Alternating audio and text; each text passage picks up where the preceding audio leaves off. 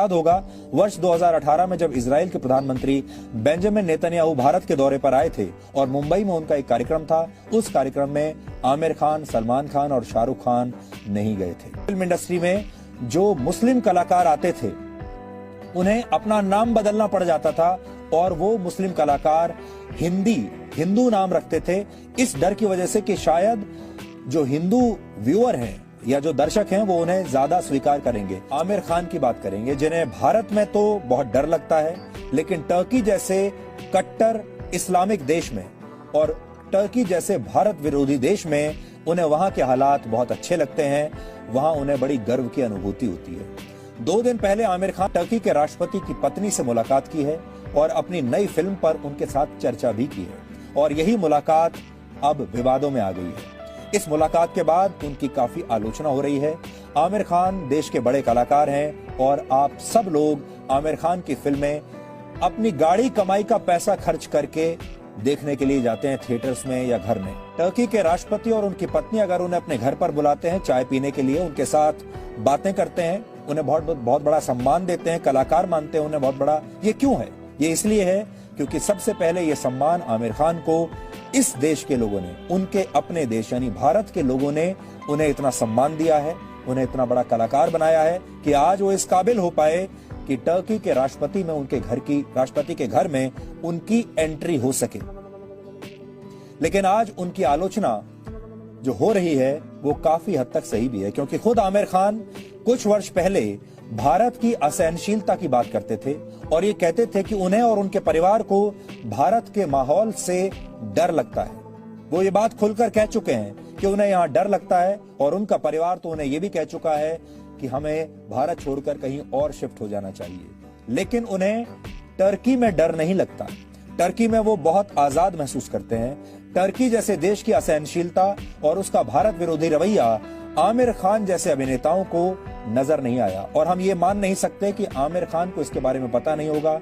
आमिर खान काफी पढ़ाई लिखाई करते हैं, आमिर खान न्यूज में बहुत दिलचस्पी रखते हैं। मैं आमिर खान को जानता हूं और इसलिए आपको बता सकता हूं कि आमिर खान की जो नजर है वो सिर्फ भारत नहीं, दुनिया में हर जगह कहां क्या हो रहा है हर चीज पर उनकी नजर रहती है और हर चीज पर उनकी अपनी एक राय भी रहती है।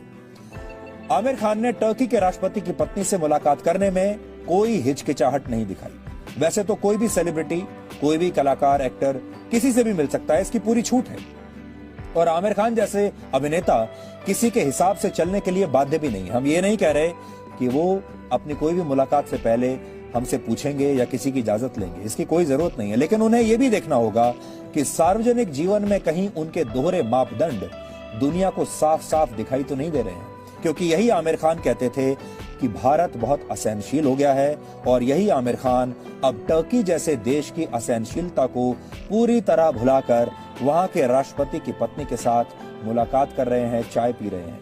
जबकि ये दुनिया जानती है कि कैसे टर्की में वहां के राष्ट्रपति रेचेप तैयप अर्दोआन की तानाशाही खुलकर चल रही है और जिस तानाशाही ने टर्की को एक सेक्युलर देश से कट्टर इस्लामिक और असहनशील देश बना दिया है। एक जमाने में टर्की को सेक्युलर देश माना जाता था, धर्मनिरपेक्ष देश माना जाता था, लेकिन अब बिल्कुल नहीं। अब टर्की को एक कट्टरपंथी देश माना जाता है और हैरानी इस बात की होती है कि भारत को लेकर आमिर खान बड़ी आसानी से कह देते हैं कि यहाँ असहनशीलता बढ़ रही है, लेकिन टर्की में जाकर ये करते हैं। ये भी दुनिया जानती है कि टर्की कैसे भारत का हमेशा विरोध करता रहा है। कश्मीर पर विरोध किया है टर्की ने हमेशा भारत का और हमेशा पाकिस्तान का समर्थन किया है। फिर भी आमिर खान को यह सब दिखाई नहीं दिया, यानी आमिर खान आज एक ऐसे परिवार के साथ मिल रहे हैं जो पाकिस्तान का समर्थक है और भारत का विरोधी है। 2015 में आमिर खान ने भारत की असहनशीलता पर एक बहुत बड़ा बयान दिया था। उस समय इस बयान को सब जगह रिपोर्ट किया गया था, लोग हैरान हो गए थे। ये हम उन्हें आज फिर से याद दिलाना चाहते हैं। तब उन्होंने यहां तक कह दिया था कि भारत के माहौल में उनका परिवार देश छोड़कर जाने के बारे में भी विचार कर रहा था। 2015 में एक पुरस्कार समारोह था, वहां आमिर खान ने क्या कहा था, पहले आपको ये सुनना चाहिए। Do I agree with that? I also feel that there is a sense of insecurity, there is a sense of fear, there is a sense of more than there was earlier. earlier? Yeah, I think in the last maybe 6 months, 8 months, there has been a growing sense of despondency, I would say. I mean, when I sit at home and talk to Kiran, Kiran and I have lived all our lives in India. For the first time, Kiran says, should we move out of India? Now, that's a disastrous and very big statement for Kiran to make to me. She fears for her child. She fears for, what the atmosphere around us will be. She feels scared to open the newspapers every day. So that does indicate that there is a sense of growing disquiet. It's a sense of growing despondency. Apart from alarm, there's one part of it is alarm. There's another part you feel depressed. You feel low. You feel, why is this happening? So that sense does exist in me, to be quite honest. Yeah. तो आमिर खान अंग्रेजी में बात कर रहे हैं और कह रहे हैं कि जब वो कहते हैं you feel depressed, you feel low, यानी वो डिप्रेस्ड फील करते हैं, वो लो फील करते हैं जब वो भारत में रहते हैं। उन्होंने अपनी पत्नी के बारे में कहा कि उनकी पत्नी किरण वो अपने बच्चे को और अपने बच्चे की सुरक्षा को लेकर डर रही हैं और उनकी पत्नी ने पहली बार उनसे ये कहा कि क्या हमें भारत छोड़कर चले जाना चाहिए, क्योंकि आमिर खान और उनकी पत्नी को ये लगता है कि जब वो सुबह सुबह अखबार खोलकर पढ़ते हैं तो उन्हें डर लगता है। लेकिन अब हैरानी की बात यह है कि 5 साल पहले आमिर खान को इस देश में, भारत में डर लग रहा था, उसी भारत में जहां के लोगों ने आमिर खान को इतना बड़ा स्टार बनाया है, जहां के लोगों ने लाइनों में लगकर उनकी फिल्म की टिकट खरीदकर उन्हें यहां तक पहुंचाया है और उन्हें ऐसा लगता है कि उनके बच्चों की जान भी यहां पर खतरे में है। लेकिन टर्की में जो तानाशाही चल रही है वहां उन्हें कोई डर नहीं लगता। टर्की में जो कट्टरपंथी ताकतें इस समय वहां पर रूल कर रही हैं, उससे उन्हें कोई आपत्ति नहीं। भारत के असहनशील होने की बात खुलकर कही। मैं भी वहीं बैठा हुआ था क्योंकि थोड़ी देर पहले मुझे ये पुरस्कार मिला था और आमिर खान ये सारी बातें कहते चले जा रहे थे। काफी देर तक मैं चुप रहा और मैं सुनता रहा।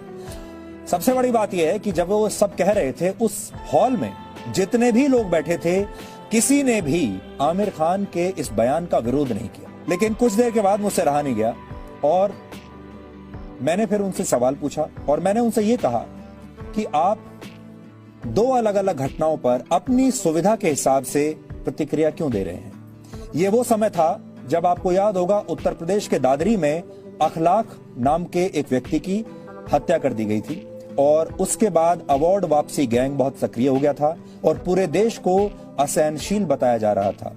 और दूसरी तरफ जब उसी समय जम्मू कश्मीर में सेना के जवान शहीद हो रहे थे क्योंकि बॉर्डर के पार से, एलओसी के पार से पाकिस्तानी आतंकवादी हमारे देश में घुस रहे थे, उस पर कोई बात नहीं कर रहा था। जब आतंकवादी हमारे देश में घुसकर लोगों को मार रहे हैं, यहां तक कि आतंकवादी मुंबई में भी पहुंच गए थे, वहां भी उन्होंने लोगों को मारा, लेकिन तब आमिर खान को डर नहीं लगा था। और मैंने आमिर खान से यही पूछा कि आखिर इस तरह के दोहरे मापदंड वो क्यों अपना रहे। हमने हाल में 2 बड़े इंसिडेंट्स देखे, एक दादरी और एक जम्मू कश्मीर में हाल ही में कर्नल संतोष महादिक, वो शहीद हुए थे। कर्नल संतोष महादिक को एक आतंकवादी ने मारा अभी पिछले हफ्ते, और दादरी का जो घटना थी वो हम सब जानते ही हैं। Both are act of violence.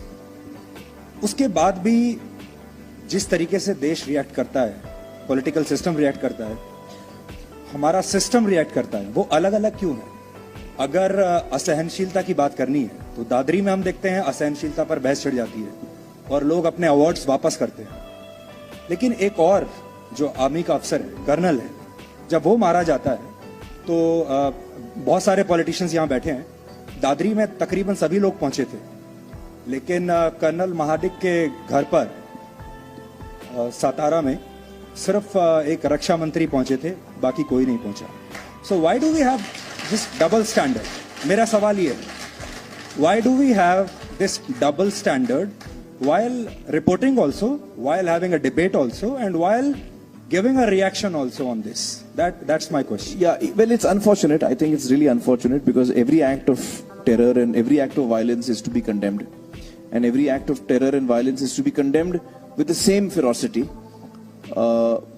Unfortunately, as human beings, a lot of us do have double standards. A lot of us who don't have double standards most of the time sometimes have double standards. Human beings are complex creatures. That's the truth of the matter. I hope and wish that we could be like machines and we could be kind of calibrated into reality. बहुत सम्मान करते हैं, उनकी acting पूरे देश को अच्छी लगती है, उनकी वो अच्छी फिल्में बनाते हैं, लेकिन अपने ही देश में आमिर खान को तब डर लगता था। जो देश सच्चे अर्थ में धर्मनिरपेक्ष है, लोकतांत्रिक देश है, जहां कलाकार को किसी जाति या धर्म के चश्मे से नहीं देखा जाता, जहां हिंदू बहुसंख्यक समाज में भी एक मुस्लिम होने की वजह से किसी कलाकार के काम, उसकी निजी जिंदगी और उसके करियर में आगे बढ़ने की संभावनाओं पर कोई असर नहीं पड़ता। आज दौलत और शोहरत के जिस मुकाम पर खड़े हैं, वो इसी देश के करोड़ों धर्मनिरपेक्ष लोगों की वजह से है, जो उनकी फिल्में देखने के लिए जाते हैं। और एक बार भी इस देश के लोगों ने कभी ये नहीं सोचा कि वो हिंदू हीरो की फिल्म देख रहे हैं, हिंदू कलाकार की फिल्म देख रहे हैं या फिर मुस्लिम कलाकार की फिल्म देख रहे हैं। और आपको ये भी याद होगा कि एक जमाना हमारे देश में ऐसा था 1940 में, 1950 में, जब इसी हिंदी फिल्म इंडस्ट्री में जो मुस्लिम कलाकार आते थे, उन्हें अपना नाम बदलना पड़ जाता था और वो मुस्लिम कलाकार हिंदू नाम रखते थे, इस डर की वजह से कि शायद जो हिंदू व्यूअर हैं या जो दर्शक हैं वो उन्हें ज्यादा स्वीकार करेंगे। सबसे बड़ा उदाहरण दिलीप कुमार का है। दिलीप कुमार ने अपना मुस्लिम नाम छोड़कर हिंदू नाम क्यों अपनाया, यूसुफ खान से दिलीप कुमार क्यों हुए, इससे आपको समझ में आ जाएगा। लेकिन आज किसी भी मुस्लिम कलाकार को ये करने की जरूरत नहीं है, आज उसे अपना नाम बदलने की जरूरत नहीं है। ये कितनी बड़ी बात है।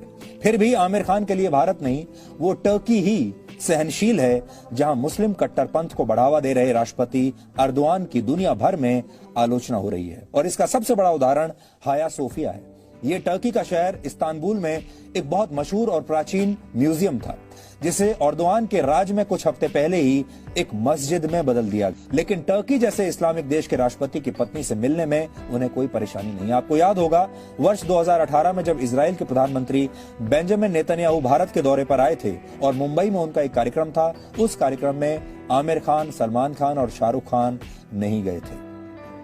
कोई भी व्यक्ति देश से बड़ा नहीं होता, फिर चाहे वो फिल्मी कलाकार हो या फिर कोई और। दुनिया में ऐसे बहुत देश हैं जहां आमिर खान अपनी फिल्म की शूटिंग कर सकते थे, लेकिन उन्होंने टर्की को चुना, जबकि टर्की का भारत विरोधी चरित्र सब जानते हैं।